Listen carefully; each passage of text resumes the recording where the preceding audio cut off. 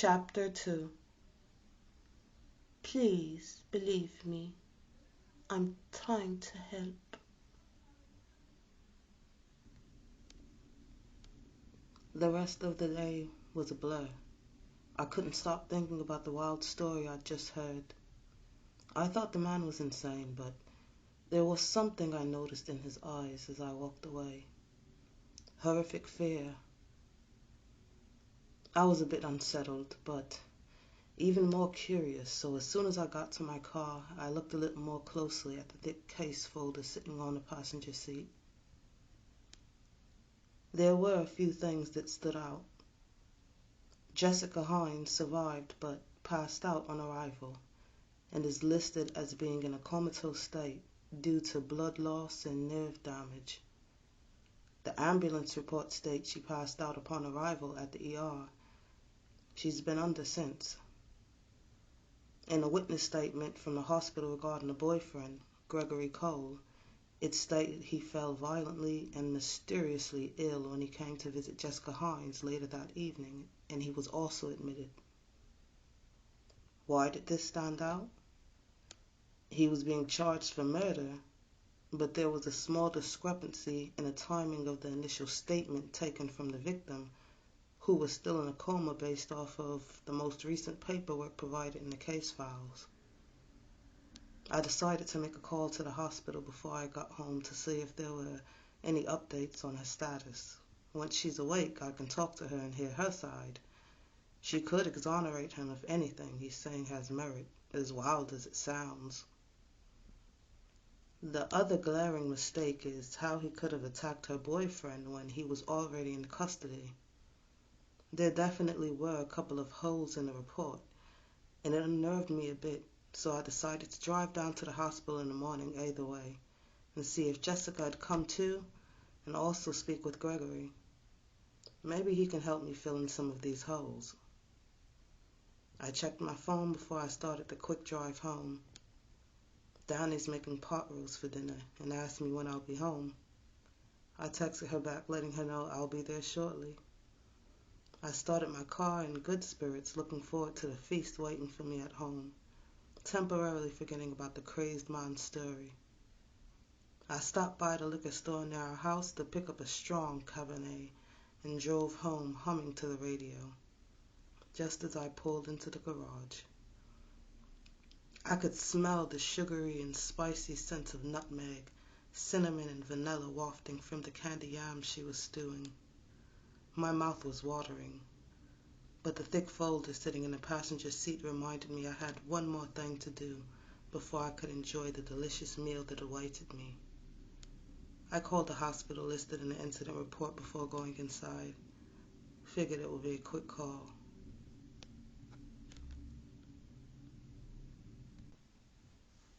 Gregory Cole woke up in a dimly lit basement laboratory with flickering fluorescent lights. He dizzily looked around, waiting for his eyes to adjust, trying to make out where he was. The last thing he could remember was visiting Jessica and feeling nauseous before violently throwing up and blacking out. He realized this definitely wasn't the hospital.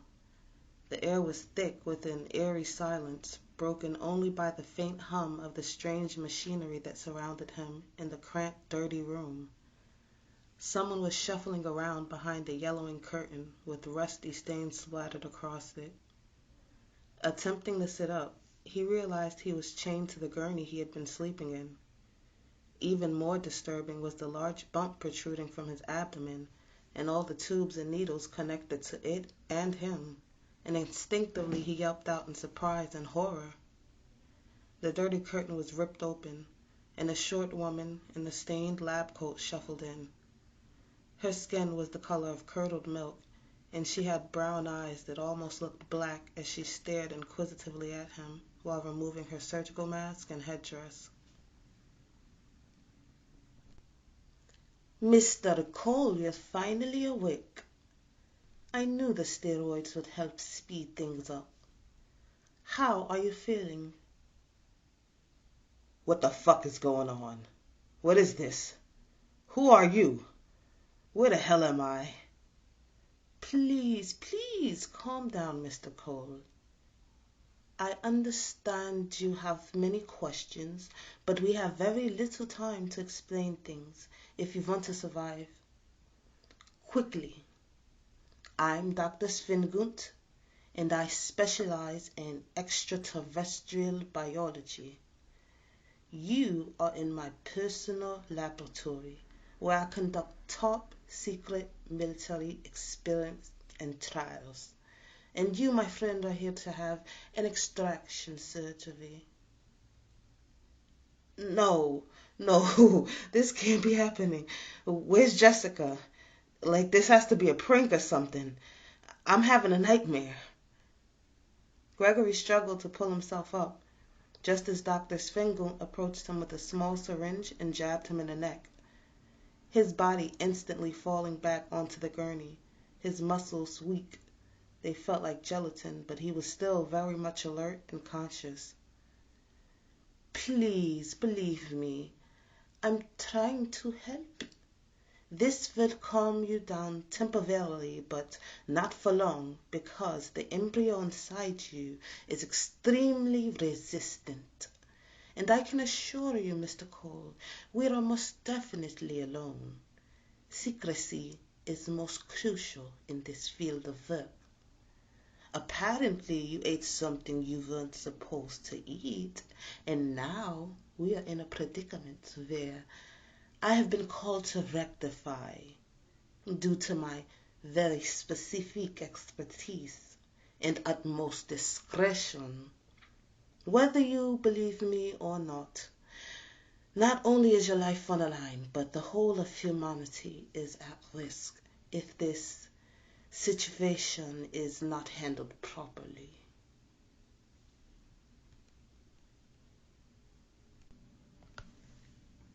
Honey, what's wrong?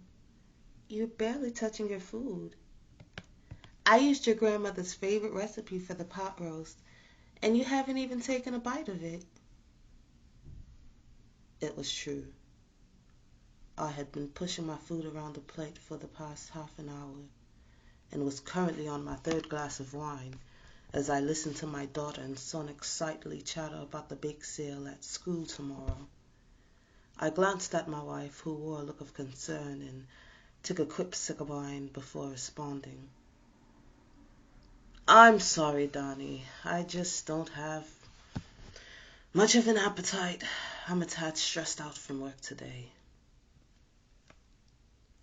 Knowing it took her such a long time to cook, I forced myself to take a small bite of the candied yams and followed up with a bit of roasted green beans.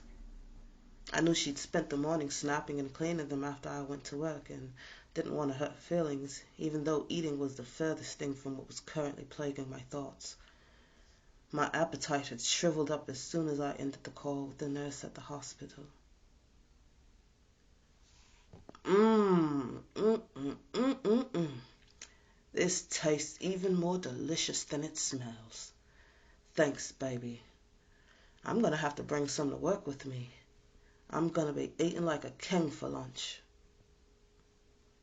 She smiled at me lovingly and continued eating, while listening to the children go over the school's table chart and plan which tables they were going to visit during their classes' allotted time.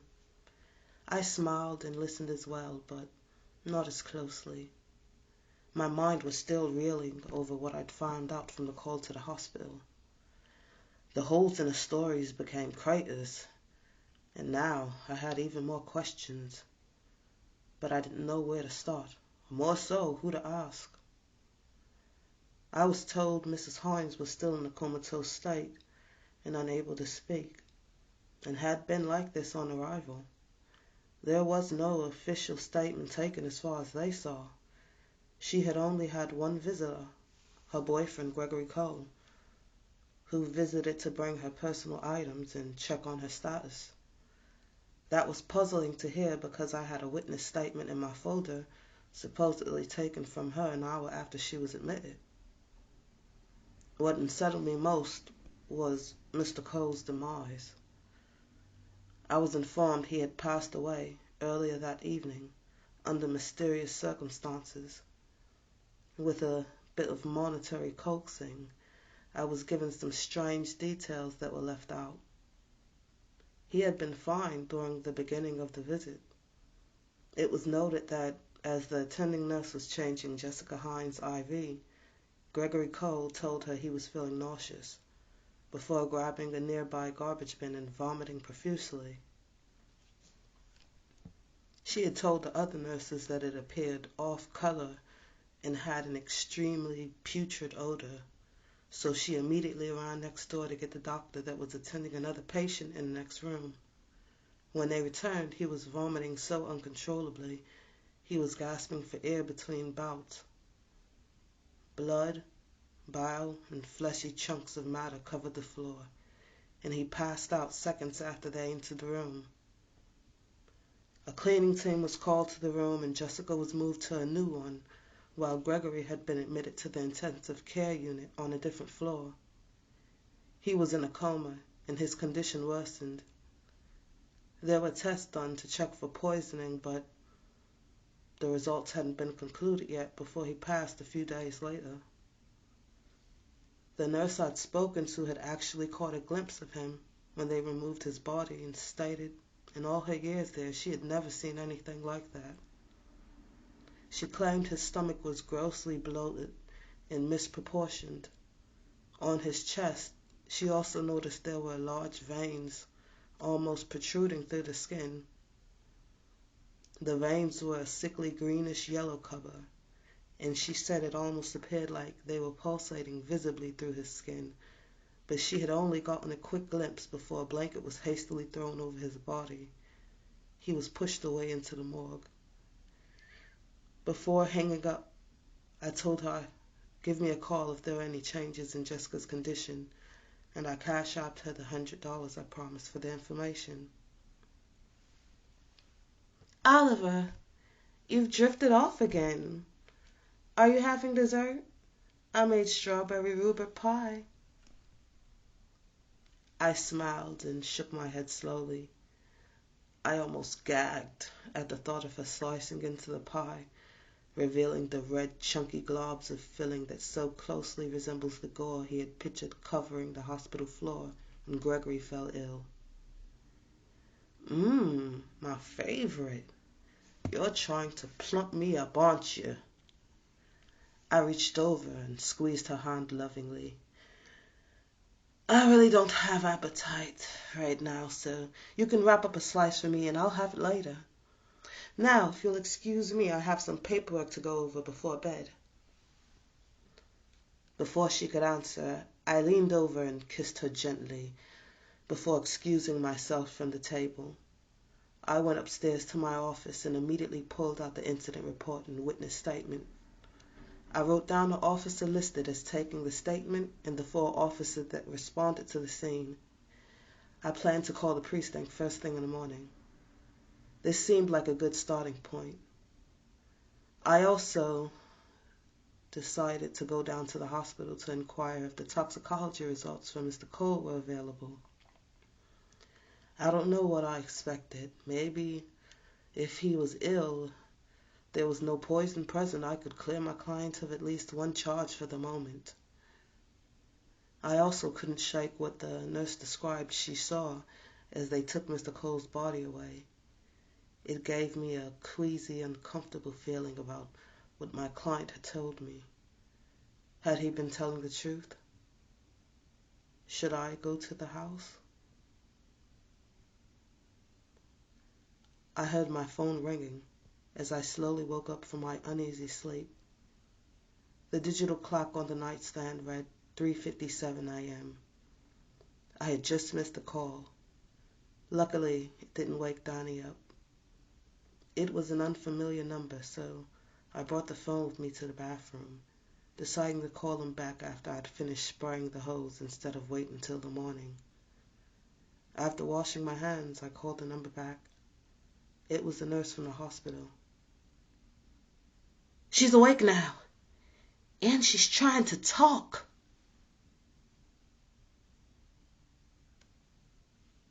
To be continued. Please like, share, and subscribe.